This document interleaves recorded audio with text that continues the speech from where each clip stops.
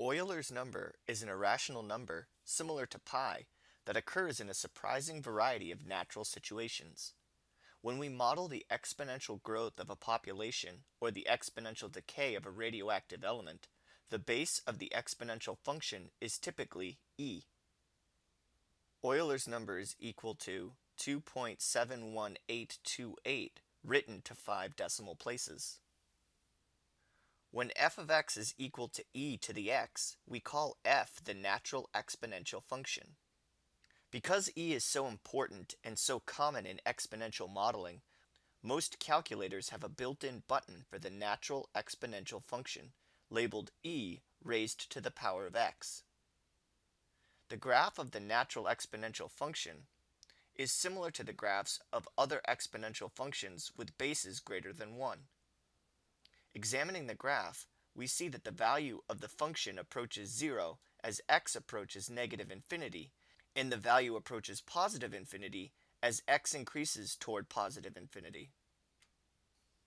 From this, we can conclude that the domain of the natural exponential function is all real numbers, and the range is all positive real numbers.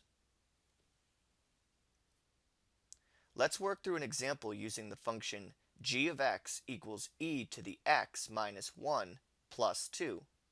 We want to graph g as well as find the domain and range of g. One way to graph a function like this is to identify the basic graph and then determine how the equation for the basic graph changes to become the function we want to graph. Looking at the function, we can see that it is definitely a transformation of the natural exponential function. So the basic graph is y equals e to the power of x. Now we look at the transformations. Subtracting 1 from x in the exponent shifts the basic graph 1 unit to the right. The last term in the function is added after e is raised to the power, so it shifts the graph up 2 units.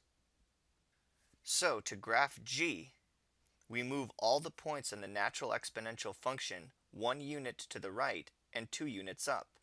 The complete graph will look like this. Recall that the domain of the basic graph is all real numbers. None of the transformations did anything to affect where the function is defined, so the domain on the function is also all real numbers. Notice that the horizontal asymptote also shifted 2 units upward to y equals 2. This means the range is now all real numbers greater than 2.